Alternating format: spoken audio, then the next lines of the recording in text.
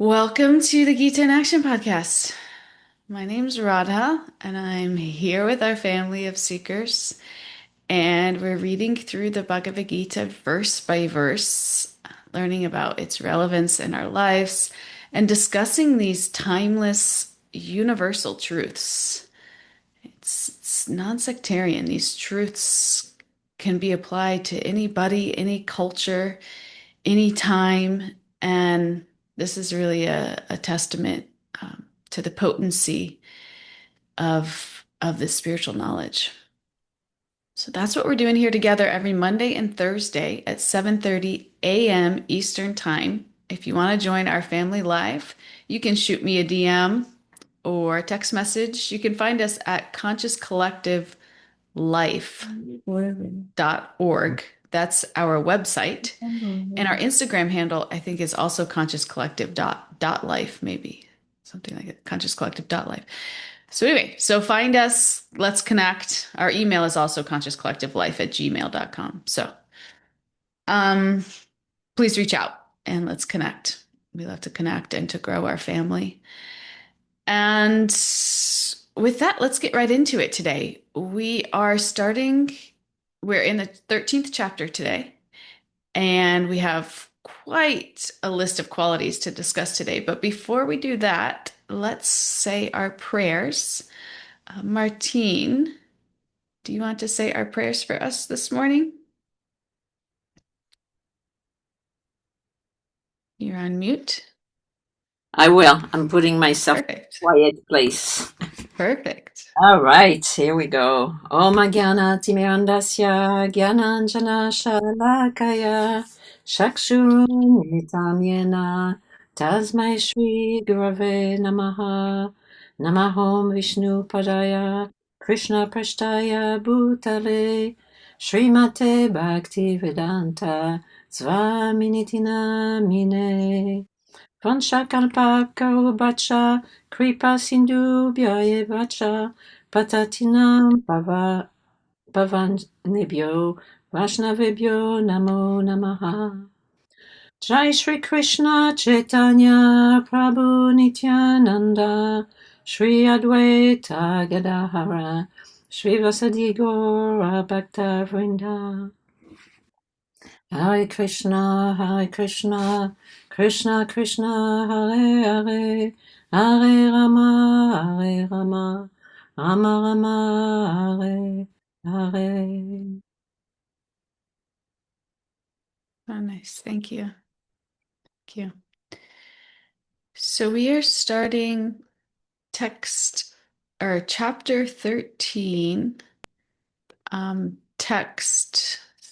We have a block of text today, 8 through 12, and we probably won't get through them all, but we'll start and then we'll finish in the next class. So, chapter 13, text 8 through 12. And uh, let's see, so that Stella is not just feeling like she needs to be quiet. I could Are you read. able to read? Okay.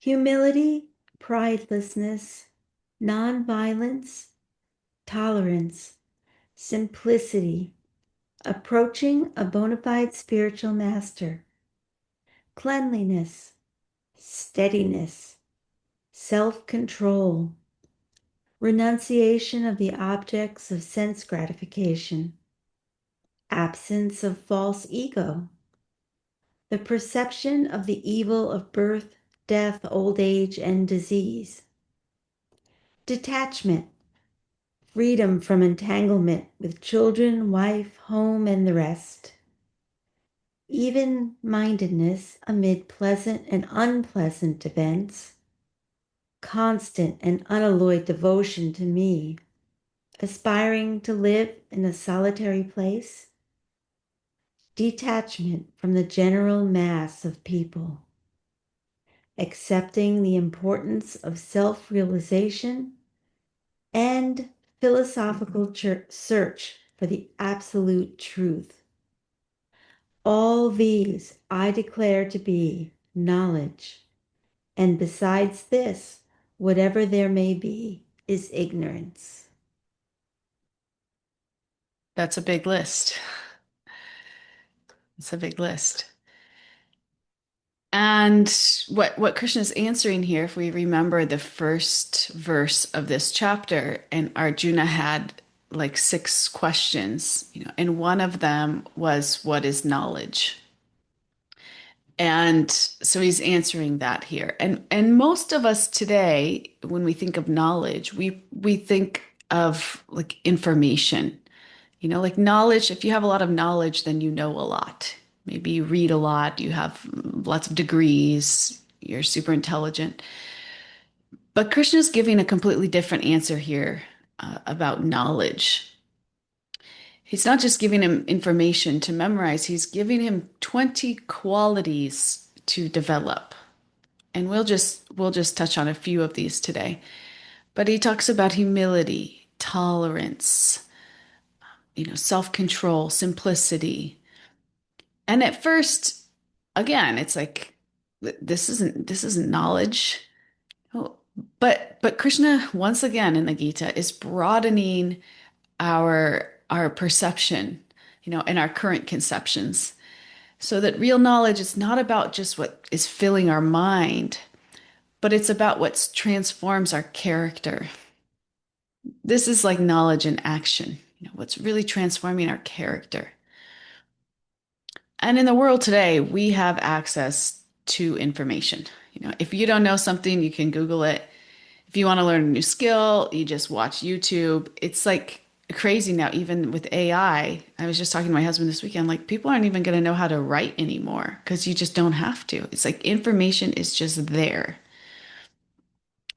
But, does all this information, having all this information, does it automatically make us more patient or more humble or more compassionate? Not necessarily, because we've all met people that are incredibly intelligent but still struggle in their relationships. They may know how to build bridges or make software or perform surgery, but that doesn't mean that they're kind or peaceful or self-controlled. This is how I felt when I got into spiritual life. Like on paper, I was very successful. But I didn't know much about these qualities or the point of them unless they helped me in my academic and professional pursuits. I was like not interested because that's what really our culture stresses, technical knowledge. That's what we go to school for. And it's not a bad thing. It's healthy. This is good. It's good to learn, it teaches us what to do. But spiritual knowledge teaches us who to become. So it's good to learn a living and to learn skills of what to do. But Krishna reminds us that the highest purpose of education, it's not simply just to make a living, but it's to learn how to live. Because if our knowledge isn't transforming our character, then something essential is missing. If we're just going to school to learn how to make a living and we don't learn how to live. There's lots of little schools now that are popped up, and I shouldn't say little schools, but like the Montessori process, or there's another one too. I'm forgetting the name, but a lot of like spiritually based schools stress a little bit higher character and how to live because this is holistic living. We see it all around us. People can be super smart, but not have any of these qualities. And what kind of life is that really? It's like you live in a big, beautiful house by yourself. Failed relationship, failed relationship, failed relationship, because you don't understand how to live. So now a practical question might arise. Like, if these qualities are what real knowledge looks like, how do we develop them? Because even if we know these qualities, it's not so easy just to like imbibe them. Even if we thought like I should be more patient, I should be more humble, I shouldn't get so angry. Like all of us have had these thoughts. But if we've also, just tried to imbibe these qualities and we realize it's really not easy. It's not something we could just wake up and decide, okay, today I'm going to do this. I'm going to be completely free from pride today. It doesn't really work like that because real transformation begins with the heart. And so that's what Krishna is showing us in these verses. These qualities aren't simply the result of spiritual knowledge, but they're also the process of spiritual knowledge. So in other words, this isn't just a description of what an enlightened person looks like, but it's a practical path. So as we intentionally cultivate humility and practice tolerance, seek spiritual guidance, our consciousness gradually becomes purified. And as our consciousness becomes purified, these same qualities start to deepen naturally.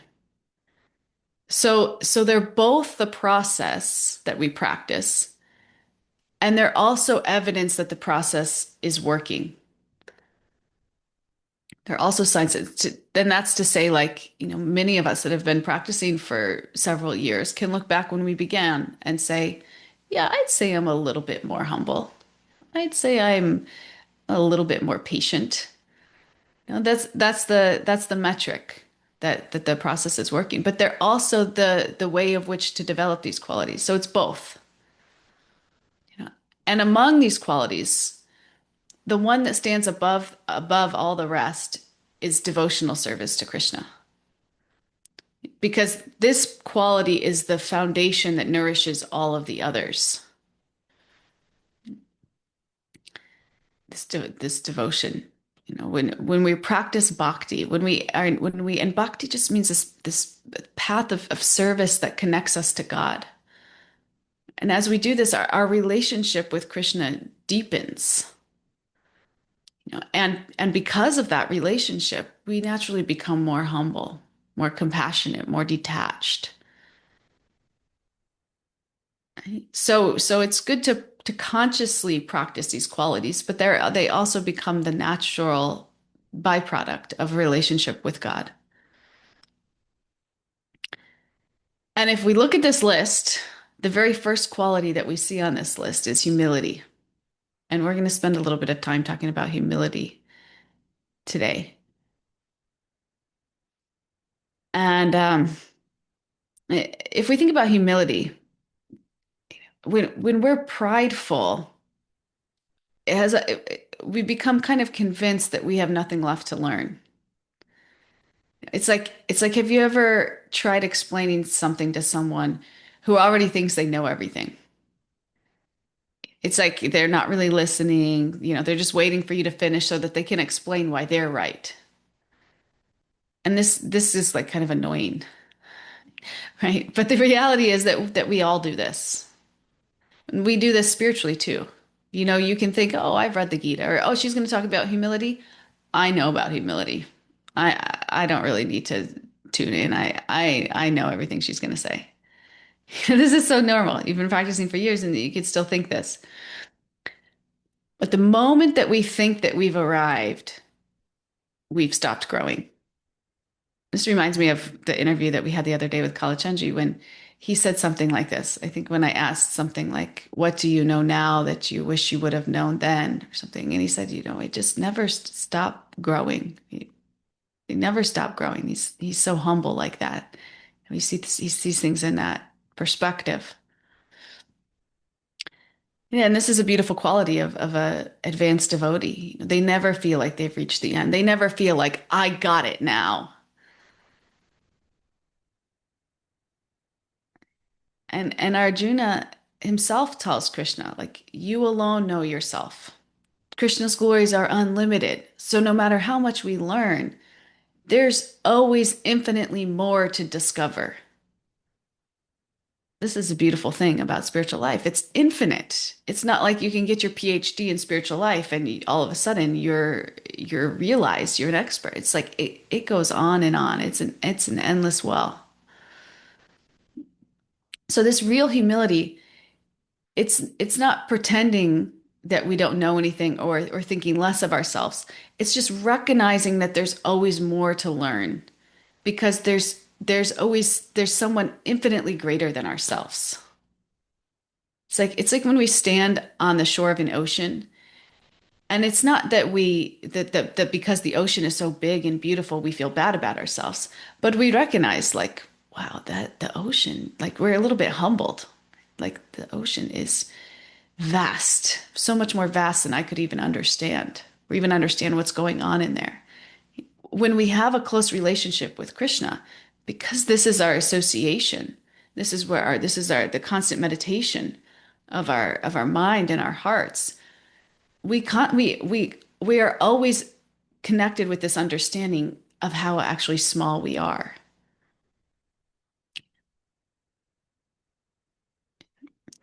And another definition of humility, and this is actually kind of more consistent with the translation in this particular verse, is that it shifts the focus from what we deserve to how we can serve. We stop looking for recognition for every little thing that we do.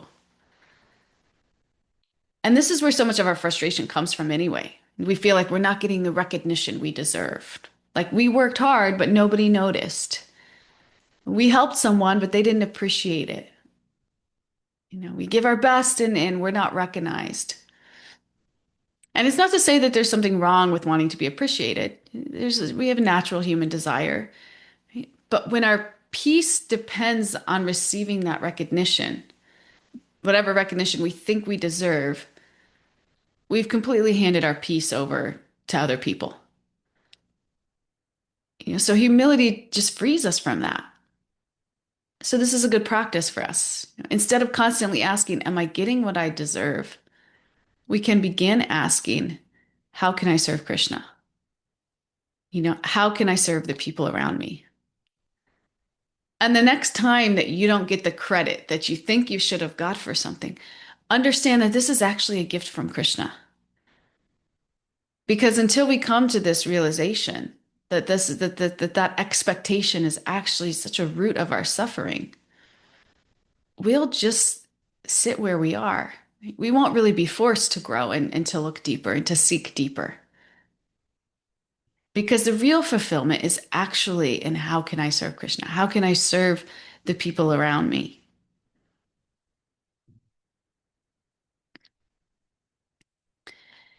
And humility isn't just about how we relate to other people. It's about how we relate to Krishna. Again, just like that ocean, when we're standing at the ocean, when we're associating with Krishna, that's when we really understand humility. And we see Arjuna such a beautiful example of such a humble soul. We see his progression, at the beginning, and this is our progression too. We should understand this is our experience in this world. Arjuna is really trying to figure out what the right thing to do is, and he looks at the situation from every angle. We see this in the first chapter. He weighs his responsibilities, he thinks about the consequences. This is like an expert person in character, in material knowledge. So he's really doing all the right things. But what's happening is the more that he analyzes everything, the more confused he becomes. And what changes for him is not that he suddenly has acquired more information, or become smarter himself. But what changes is when he becomes humble enough to say, Krishna, I don't know what's right anymore. Please teach me. When he becomes humble enough to ask for help outside of himself. And this becomes the entire doorway for all of us to hear the Gita. So the same principle applies to us. There's times in our life where maybe we're, even genuinely trying to do the right thing. Many times in our life where we're not, but many times when we are, and we should understand that our own perspective can only take us so far. And these moments can become incredible opportunities, not because we've like failed, but because they invite us to do what Arjuna did, which is to turn inwards, to seek guidance, and to trust a wisdom greater than our own. So this is maybe why humility comes first. Not because it's a weakness, but because it's the doorway through which spiritual knowledge enters. And again, we can all say, I get it. I know humility is important. I know everything there is to know about humility. But guaranteed that you're going to walk off this call, somebody's going to correct you or offer you help, and you're going to be like, I got it. Or why are they correcting me? I don't need correction. Instead of like, oh, wow, thank you. Thank you for helping me. I actually need that help because I am finite. I don't know everything. I can't do it alone. And what's more, I don't even want to. You start to realize this in spiritual life. And your humility will constantly be tested. And this is also such a great gift because it's also easy to be humble when everyone around us is kind. Everyone is so kind, respectful, appreciative. It's like everybody's, just folding their hands. Like, yeah, okay, that's so sweet. That's such a nice environment to be humble. But the real test comes when someone interrupts you, or corrects you in a way that like doesn't really, you could tell that their tone is not really what you want, you know, or it dismisses your ideas, takes credit for your work. All these things when it just doesn't feel nice. This is when humility stops becoming an idea and becomes a practice. This is like your greatest test. You should feel grateful when you're tested for this, I mean, in this way, because if you can overcome this test, you can become very humble. And this is how some of the most difficult people in our lives become our greatest teachers because they become like mirrors to show what's happening inside of us. Like, can I be humble when this person around me is being so proud? That's a great test. And it's just like going to the gym. You're not going to get big muscles because when you lift light weights. You're going to get big muscles when you're challenged. So you should see these challenges in your life, these difficult people, as helping you grow that humility muscle. And that humility muscle is like, as we see in the Gita, everything changed when Arjuna just came to his knees and said, "Look, I need help." When he's humble enough to ask for help. The same is true for us. And until we get to that point, nothing can help us, even if we have all the knowledge in the world, until we get to the point of recognizing that I need this knowledge. I can't do this alone. It's very sweet. I just had this experience at work the other day. I got blamed for something that was not really at all my fault, but people just didn't, there's just quite a little bit of a misunderstanding. And it got sorted out. It got totally sorted out. But in the process, immediately I feel myself just getting angry and frustrated and just like so ready to defend myself, like in every way possible. And it's good to like clear up misunderstandings. It's not to say just let misunderstandings go because that can be like the foundation of dysfunctional relationships. But at the same time, notice where you're triggered and where the way you're even clearing up misunderstandings. And this is work for us. Like if you're being accused wrongfully or if somebody's putting you down, can we maintain equipoise? Can we not expect any appreciation or respect? Can we just be so connected and stable, steady in our relationship with God that we're not so easily just knocked off our horse. And I felt pretty knocked off my horse. I started getting pretty like warm. I definitely noticed that. So these are such beautiful tests for us. And then even after it was cleared up, when I looked back at my text message chain and like I felt like the person was just being such a smart aleck and all the while like it wasn't even true. It was like it took like some serious discipline for me to not just like say something smart alecky back. Just to like leave it, just to like let that sit, you know. So this is our humility test. This is our time at the gym for humility. And and they'll make us stronger and they'll help us in our spiritual life. And even like those people, one thing just to let those people go, another thing just to love those people. Treat them with love and appreciation and respect, even if they're not treating you with love and appreciation and respect. That's even better. You get like double points for that. I'm going to try that with this person because I actually struggle with this person. Right? And Krishna sees. Krishna sees. That person might not see. That person might not appreciate. That's okay. Krishna sees. And this isn't asking us to surround ourselves with unhealthy relationships. Right? And one of the greatest gifts of bhakti is association of like-minded people. And then when we're surrounded by people who genuinely love God, we're encouraged, inspired, strengthened in our own spiritual life. And then when we encounter difficult people, which we inevitably will, it becomes easier to respond with humility instead of frustration. And the beautiful thing is, as we develop our relationship with God, He gives us the clarity to understand ourselves and others a little bit better. That attraction, that association becomes what we start naturally attracting. And then through that association, we become stronger, we become more steady. I know when somebody wrongfully accuses me that I can just let that go because I'm so steady. I don't have to take it so personally and make it something mean so much about myself. So this healthy association is really important. But again, a relationship with God, this devotional practice is foundational to all of this. Does this make sense? So then when we start encountering that difficult person, we're not asking, how can I win this interaction? How can I prove them wrong? It shifts to how can I best serve Krishna in this situation? So if you see here, it stops becoming all about us and it starts becoming about Krishna.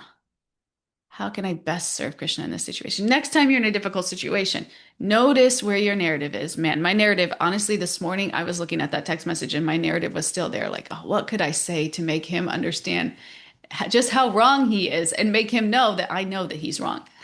It's like that's all I wanted to do. But instead, can we switch that to how can I best serve Krishna in this situation? And that is showing up with a little bit more love, a little bit more compassion, a little bit more connection. And this changes everything. It could greatly change how the other person is, but even if the other person never changes, we are. We're changing. So in this, every difficult interaction, it becomes another opportunity to become a little bit more humble, a little bit more patient, a little bit more like the person that Krishna is describing in these verses. Paula Chanji, what do you have for us? Share your wisdom with us, please. The question. So we had a question was, what does it mean to, how does it look, or how do you know your own self-worth in terms of as Krishna's beloved in a difficult interaction? How do you stand up for yourself without what was it? Without pride or like, Yeah. I mean, because sometimes you have to like say, Yeah. well, that is my work and stop being mean to me, you know? Yeah. So being humble is not just being a doormat for other people. Being humble is, and this is also for us to decide, like in certain relationships. I've actually thought quite a bit about this because sometimes we'll encounter somebody at like the grocery store and they'll treat us like garbage. And it's like, okay, we're never going to see this person again. Like, if we are confrontational back, it's like, what good is that going to do? Anyway, that's something we can just let go. Like, how much influence do they really have over our lives? We can just let that go.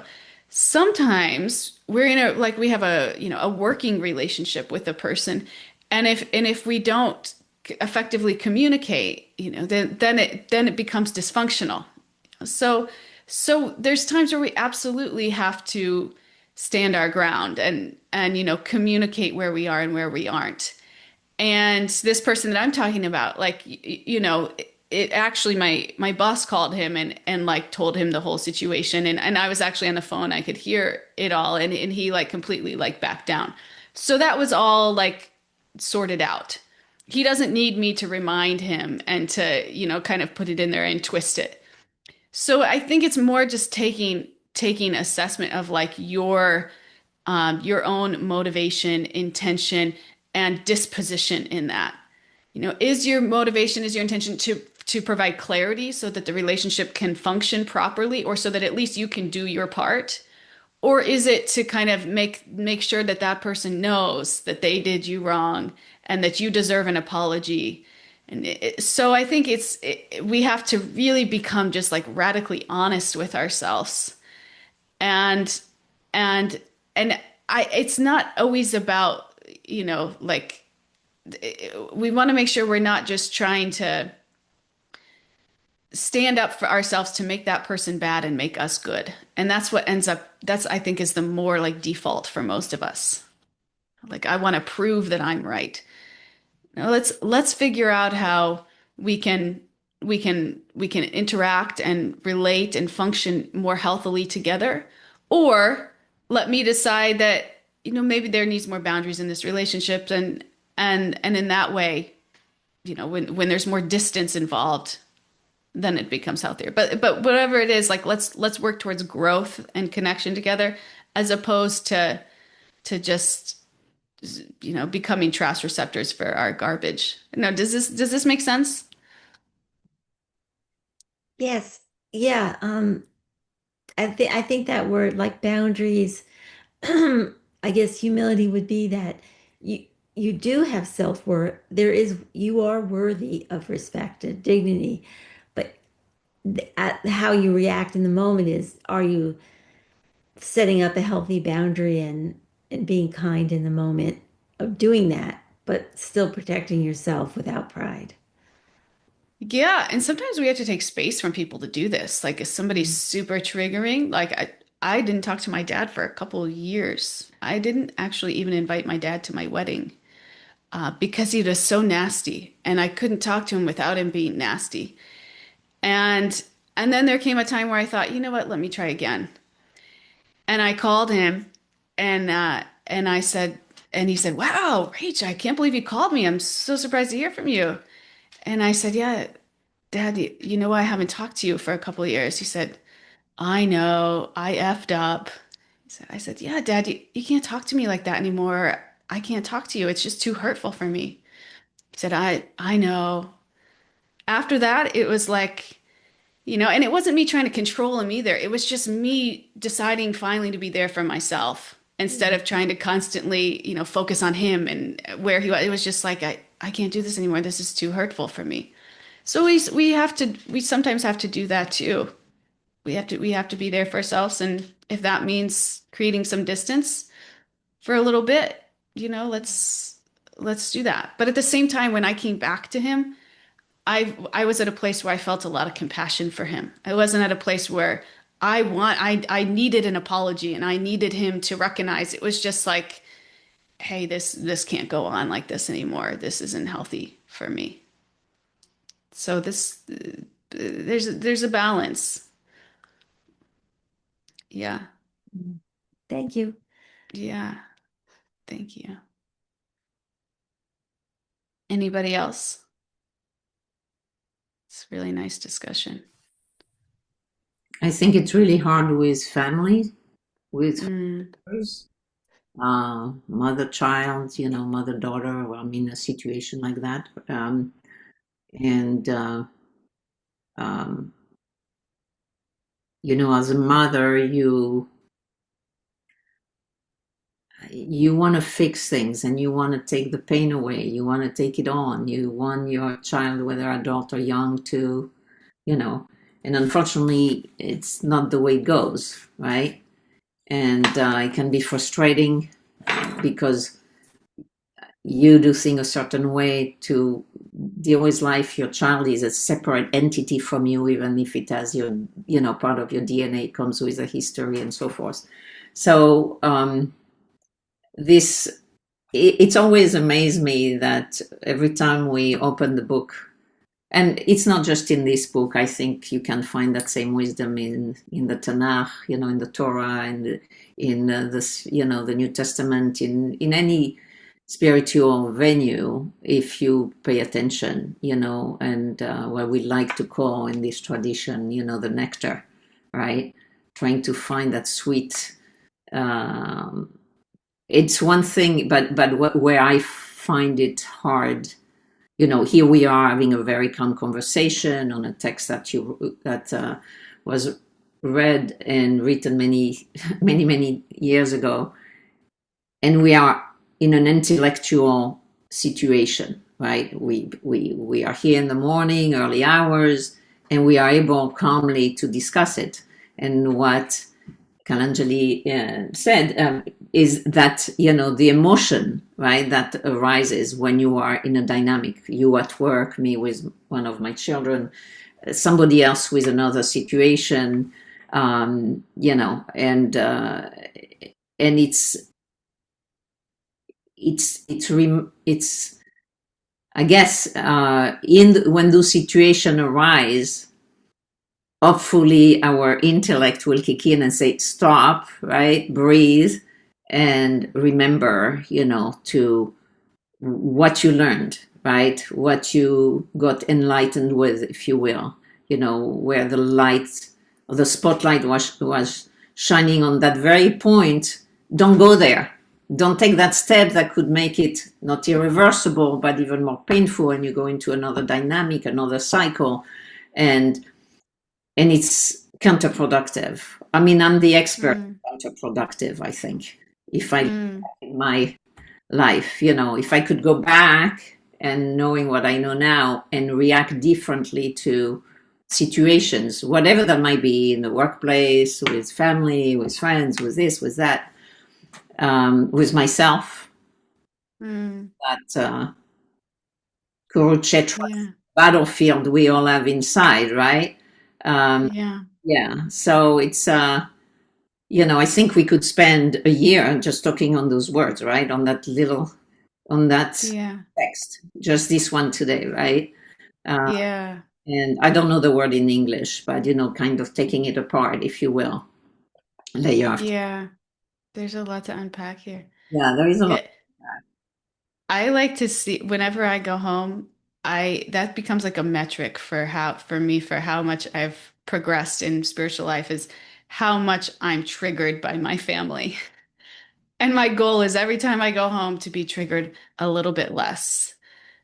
And I actually notice that too. I actually notice like a little bit, I'm a little bit more steady because our family is so difficult because that's where we're really we're taking so much shelter of our family. That's where we, expect to get the love and the nourishment. And when we don't feel that in the way that we think we should feel that, we get very, we get very triggered. It becomes very hurtful and all the yuck comes out. But as we grow spiritually and we become more attached to Krishna, we don't need to rely on those relationships so much like we once did maybe for all of our security and self-worth and like even when my dad was just here, I was able to have a conversation with him that I've never had before because I also don't think I would ever been capable to do it without being triggered. And I think I shared this before. He was going on about my mom and which things are some are true, some are not, but and I said, yeah, mom was tough, dad, but it was tough with you growing up. Like, you really weren't there for us, and I really felt like I needed you. And I wasn't like triggered. I wasn't. It was just like, this is how I felt. And my dad in that moment couldn't take responsibility. He couldn't apologize. He couldn't. And he was just like, it was just so tough with your mom. And in that moment, I realized, I was looking for an apology and it wasn't going to happen. And I thought, you know what, that's okay. Like I was detached enough for all of that to happen in that moment without me feeling triggered. And that detachment only comes from connection with something that's steadier, that's stronger, like Krishna. That's and when we become so attached to Krishna, we become less reliant on these other relationships around us to fulfill something that ultimately only Krishna can. And in that, we get this steadiness, we get this clarity, we get this ability to navigate these tough situations without becoming buried by them. And that's spiritual practice. And that's the fruit of spiritual practice and the process, just like we're learning here. and our family can be the greatest teachers. But don't expect that it's like, okay, now I know this, I'm going to go visit my family and I'm going to be a saint. Like, no, you're going to be triggered. And but just maybe expect that you're a little bit less than before. And that's progress. I think that we also are part of the triggering process, you know. Mm, As you said, you know, maybe before we go see family, you know, whatever it is, we prepare ourselves. I'm not going to react to this. I'm going to, you know, kind of take a breath or whatever. And then all of a sudden you're thrown back into that environment, and it's and you lose your footing, if you will, and you go back in that same dynamic, even if, you know, maybe not with the same intensity and whatever, and you're able to, or one is able to kind of um, stop oneself, if you will.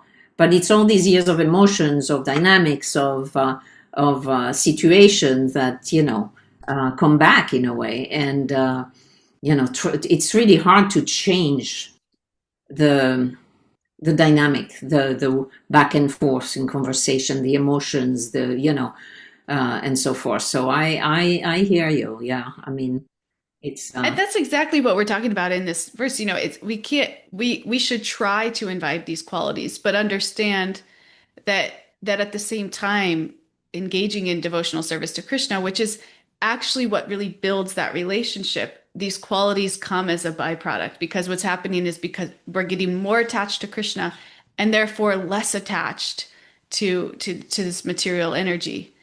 And so in that, it becomes we naturally become clearer, more steady, more humble. So this is the process, and we work it both ways. Just like what we try, we set ourselves up, okay, I'm going to try not to be so provoked. I'm going to try to stay steady. At the same time, if we're taking shelter in our relationship with Krishna, that will also develop, it will develop naturally. and we And have the other thing, yeah, is in that moment, you're going to go see your family. Okay, take your japa beads. Make that time happen where you're engaging in these practices. Log on to this class, and have these kinds of conversations and association, and it will also help. I do that now with my family comes. I make more time than usual to even be engaged in these practices, and I feel that strength. I feel myself more connected, and that helps in the times too. I Yeah. think we have I one has to forgive oneself too. So, you know, mm, that's also a long time. yeah, yeah, So much. so much. Thank you.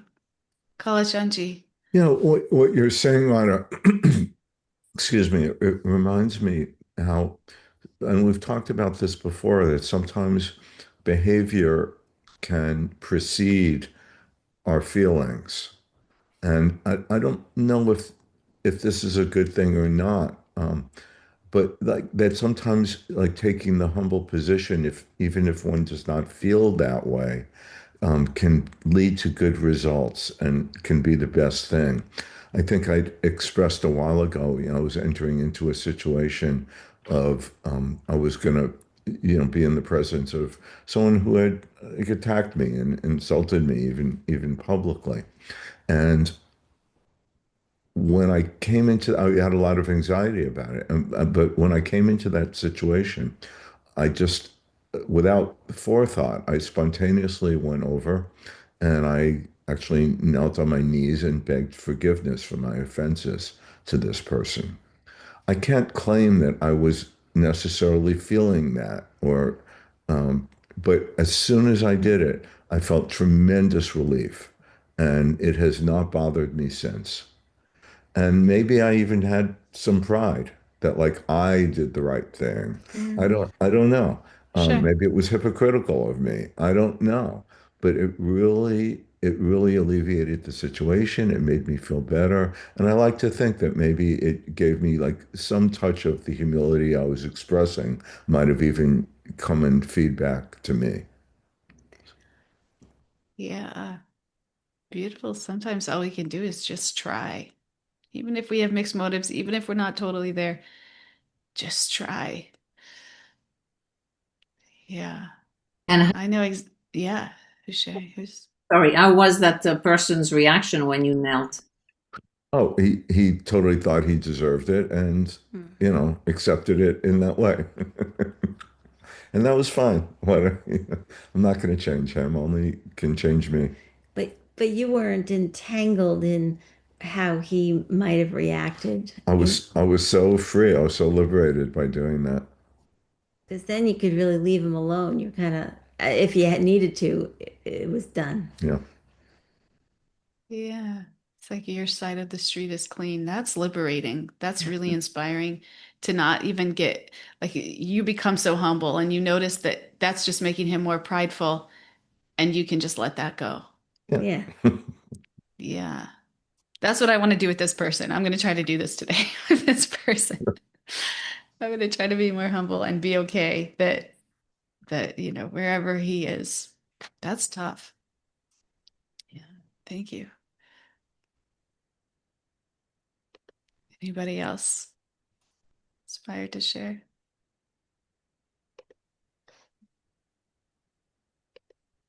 I think when Pooja, good to hear hi, from you. hey, I was just listening to this the couple here, and I feel that it's easier for them in a way because it seems like both of them are in the same spiritual journey, right? They are speaking this and completing each other's sentences when they are talking. I mean, that's really that's pure. That is what we need in life, right? Because as I'm accumulating all this wealth and career and all of that. And I feel like ultimately that's what we need. And when you're missing a spouse that complements you in a way that you want to be, because as you said, when you go out, you need that, you need to be humble. You need to be aware that you're humble and you want to react that way. But if you are, when inside of your house, like you said, you had some issues with your dad, but he's still away outside of your house. Like inside of your house, if you have the challenges, meaning that you not challenges in terms of fighting or anything, but you are not in the same spiritual journey, it can still be exhausting because now you are utilizing all your efforts inside your house, and then you go out, then you may sometimes miss it. I'm just trying to figure out a way how I can be blissful regardless of the circumstances inside the house or outside of my house first, which is very difficult because if you think about, all the spiritual leaders, you see that they don't have spouse, they don't have children, they don't have a job. So I think they've beautifully eliminated all these different factors that can be distracting to them in their spiritual journey. And that's why they're so full and they're so much able to give out. Um, and it it's kind of easier for normal people like us who have careers, who have to deal with family and children and spouse not being on the same page as you in terms of your journey. It's very, very challenging, but I'm so grateful that I'm logging into these podcasts and really um, figuring out. It's really helping me out, and I'm also doing a lot of other things because I know that my path is true and this is the only path. And I'm figuring out how I can be better each day. But thank you so much, Radha. Wow. Beautiful share. Beautiful and real share. Does anybody want to respond to that before I do?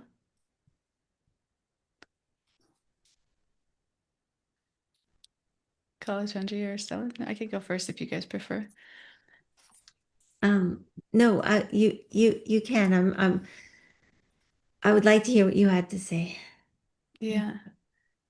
Um, my spouse doesn't practice Krishna consciousness.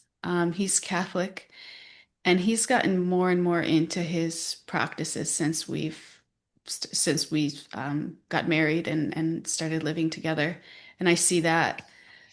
Um, And I'll be honest with you, there's pros and cons to it. And I totally understand it's, to not get that, to have somebody to share that with. It can sometimes feel a little bit lonely. Um, at the same time, it's it's also it's a test for us, to like to kind of stand as we are in our own truth, and it really gives us the space to do that. And if you don't have a supportive spouse, if they're like completely not supportive of what you're doing, then that's really difficult. But if they're tolerant and they can, live and let live, maybe your support system isn't in your spouse. Maybe your support system is in a community, is in, like this community, or a mentor or a friend. And I think it can look different for all of us. There doesn't necessarily need to be a one size fits all. And it's also not like we can't necessarily look at other people and say, oh, they must have it so much easier because they have each other. Because then there's can also be struggles in that. I've heard about people that have the same practice that they become kind of competitive, or there's a whole different spectrum of different challenges that people face, wherever they are. But I think more important than, even looking at others and saying, oh, if it was like that, it would be easier. The reality is we don't really know. It may or may not be. But we all have the circumstances and the karma that we do and are practicing where we are, with the people that we are. And the best that we can do is just take full responsibility for our practice ourselves and seek the support and guidance that we each need. And we all need support and guidance, but we shouldn't be so narrow-minded as to think that it needs to look like this or that. Because the reality is, if we really desire it and that becomes our sincere prayer and desire, Krishna will provide. He'll put people in our lives, and it may not be, again, the kind of relationship that you want, but maybe in that way he's protecting you too, in ways that you don't quite understand.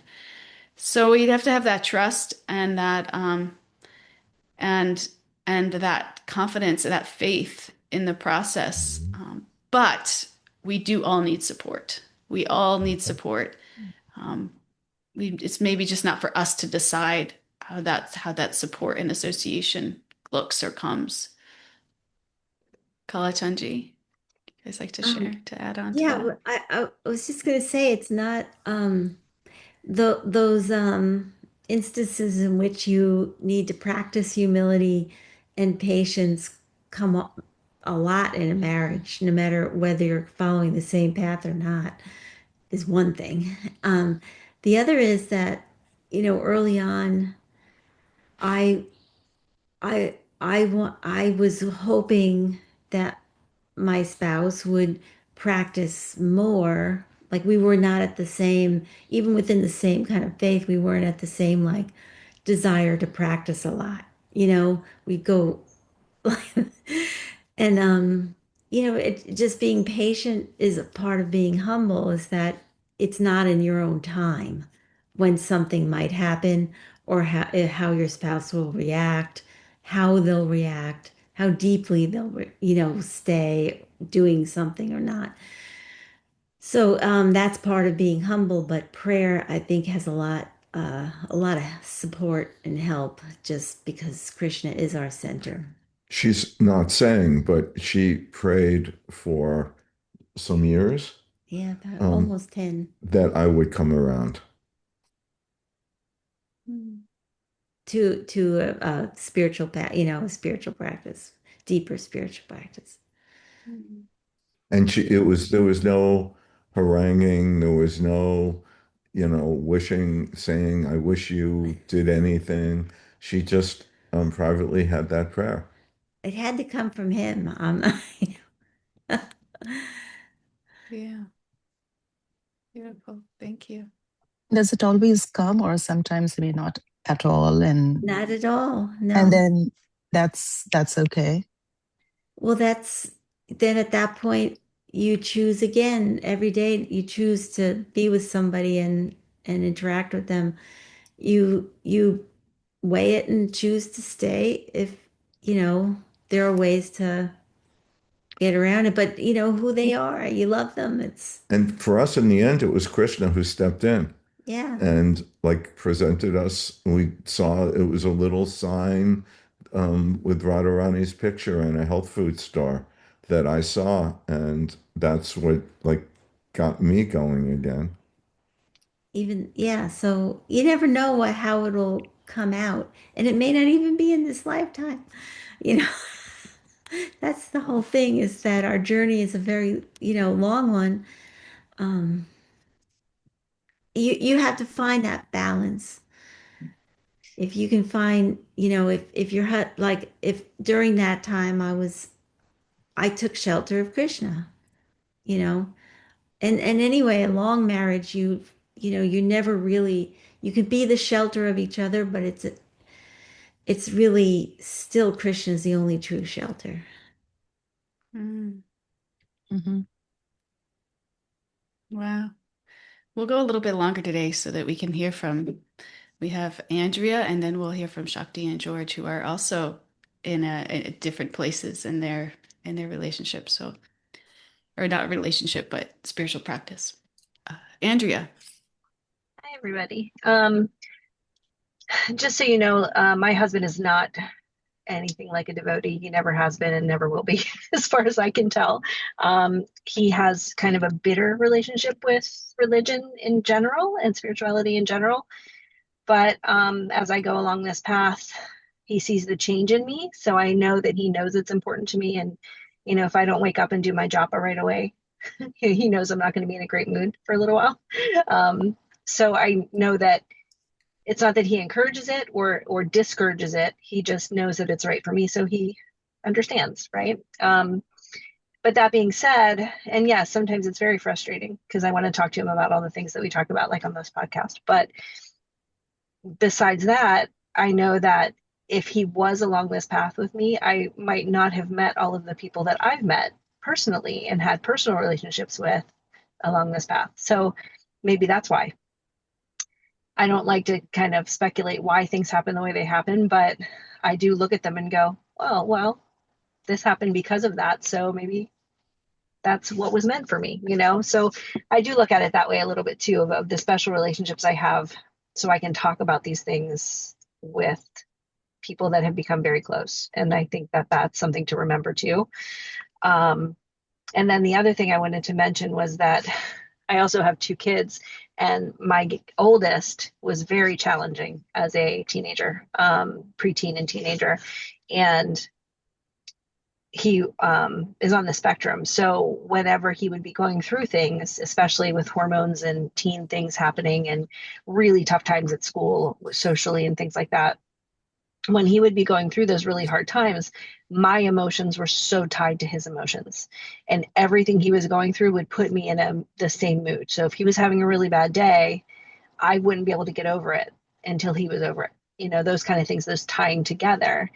And when I learned, and it was almost like an epiphany, it really happened in like an instant. When I learned that I didn't have to be dictated by his behavior and his emotions, and I could separate that a little bit, it became a lot easier, right? So I could step back, and it's not that I still didn't care and I wasn't still motivated to help him. It was, I did not have to be in a bad mood because he was in a bad mood. He is his person and I am my person. And yes, I'm going to do everything I can for him, but the circumstances are what they are, and I cannot be tied to the results, right? That's that yoga, Mm-hmm. lesson, that you cannot be tied to the results. So that separation always helped me an awful lot too. So I hope some of that makes sense and helps a little bit. Absolutely. Thank you so much. I also think the challenges are really good, and I cannot even, again, I'm not saying positive things about me, but the fact that I have these challenges, or I've had so many challenges in my life, has also made me who I am, to your point, right? And that's how you found this community. And I feel like the trajectory has been really, really beautiful for me. Like I'm just going, I know that I'm going, in upward curve. And that's how, because when you think about even Rama, right? Why is Rama Rama? Because Rama is Rama because he only had challenges in his life. you know. And it's not because he was this person who was completely like he had nothing at all. He was the king, he was a ruler. So many rulers have come in this world, but Rama's Rama because he had so many challenges and he was able to overcome it. And I see that when I see a lot of changes. And I mean, I feel it would be nice, right? Like my husband is like completely, he hates it, almost like negative, like how you said it, right? So that's like to bring him to this would be very difficult. And I'm not even going to try.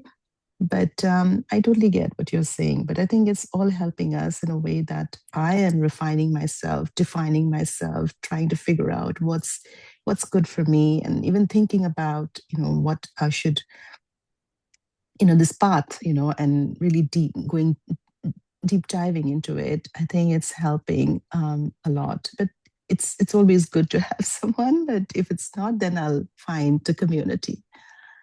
Thank you so much. We're your tribe, Pooja. We're your tribe. Thank you. Shakti and George, please share with us. Good morning, everyone. Sorry that we're late. I had a long day yesterday, but happy to be here. So I asked George if he could share separate from me because I think it's important because we're separate people. I don't want to share his story. Um, I took shelter many years ago and have been continuing to take shelter more, I think more shelter, like really more shelter, going deeper and deeper into my own practice. And my son has been around it. George, of course, has been around it. Um, I don't I don't think I've ever asked him to do anything Krishna like to in this, he's just watched me. And he sort of was like Krishna conscious adjacent. I think we even talked about it here at some times. He was like, yeah, no, supportive. Yes, do what feels good. And then there was a time where I couldn't be somewhere, and he's like, "Oh yeah, ask Bhakti Marg, ask Bhakti Marg, I'll go, Bhakti Marg Maharaj." And then he's like, "Oh, of course, Bhakti George can go." And I was like, "Okay, that's all right. George is going to a conference, like a Krishna conscious conference." And then he did that, and then he started running the program while I was away, and so I can only speak to those things. But I mean, I took my own shelter, tried to find my own tribes time and time again. And as you know, I was here for a long time by myself. Um, and then, and then George, you tell them, I don't know, I don't want to talk for him. So sort of, Yeah. yeah. Okay. Yeah, I think, man, I don't know if I've mentioned it before. I mean, I grew up, you know, Catholic in a Catholic, traditional Filipino Roman Catholic home. Went to Catholic elementary school, and high school as well. And I think after high school, like I just stopped, right? Just going on, the holidays to church, right? Christmas, Easter, that was it. Um, and yeah, I think religion for me was after high school was not didn't didn't kind of stick, um, and yeah, when Shakti kind of started her journey, I think initially, like in my mind, I was like, okay, this feels like religion, So I was like, okay, all right, but if that's this is something that she wants to explore, something that is going to be part of her journey. Yeah, I mean, I've always been one to just be supportive of something that it's like filling her soul, if it brings her joy and sort of gives her a purpose, right? Why not? And I think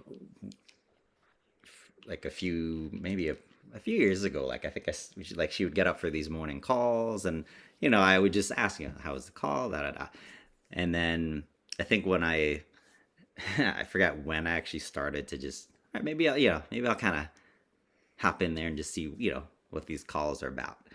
Um, and yeah, like it started to kind of just build from there where, like I'm not, as far as like the initiation and all that, not in my mind, but when the more I, would be on these calls with her and just kind of listening to, the like Prabhupada's teachings and the philosophy of things, it did resonate because I'm thinking, it would bring me back to some of the important pieces that I took from, like teachings of Jesus. Like, and I think I've said this before, where, the main thing is it's how you treat people. Like you come from a place of kindness, and it's more universal, right? So it's not when there's trepidation of like, oh, okay, there's all these different religions, but it still all comes down to, the same message essentially, right? And I think what I'm resonating more with Krishna consciousness is more of the philosophy of things, right? And it's not religion. It really is more of a human thing, right? And that's, for me, that's the most important thing, right? And obviously, yes, we're human as well, so we're not perfect. We have the ups and downs, and faults and highs and lows. But at the end of the day, the teachings, the readings, like the verses, it's it's a universal I just want to say theme. one last thing because I know we're going long. Is that so now the yearly zonal meeting Oh yeah. is happening, and it came out. We were at the He went to the Rath Yatra with me. He did service in the parade. He did service on the island on Saturday. Then he did service on Sunday. So he like took the whole weekend off to be at the Rath Yatra. So I think it's really resonating with him in a really beautiful way. It's like beautiful too. It's like a flower. It's like it was like here, and like I could see him blooming, and it's for me, it's beautiful to watch. But so then the zonal meeting comes up, and it's in Winnipeg, and he's like, "Yeah, no, we should go with Marcia and Kenneth. We can all go together." And did it. I'm like, "Okay, we'll go with Marcia and Kenneth." And so it's like it's definitely not just resonating, it's become part of his fabric, I think. And yeah, yeah, I mean, I'm watching a flower bloom. It's just, yeah, it's something that's pretty, and like you said, Shachandali, you said, or Kalachandra, you said like there was no pulling or pushing or give, or you should do this, or right. Like I never. It's more like bite-sized stuff because, in the beginning I'd check out a call. I'm like, okay. And then I remember it'd go like weeks before let me hop on this call this morning. Let me hear what they're talking about today. Then be like a bunch of weeks. I'm like, oh, well, let's see what they're talking about this morning. Because for me, I'm not a morning person at all. Mhm. But I think also for me, it also it gave us time. It's like time that we're together as well, just a shared time, right? And I think sometimes, especially, when you have like hectic work schedules and maybe your schedules don't always line up, it's also, at least for me, I feel it's a way to connect as well. Mm, yeah. So I don't Beautiful. know. Beautiful. Thank you both. Thank you all. Thank you all for sharing. I think at the end of the day, if we're endeavoring to imbibe these qualities, humility, pridelessness, tolerance, steadiness, absence of false ego, if we're doing those things and we're in a relationship, our relationship will improve. Wherever the person is and wherever they're not. My husband, I don't think my husband's ever said Hare Krishna. That's okay. That's okay. And we accept where we are and we seek association where we need it. And we all are together in this, walking each other home and supporting and uplifting each other.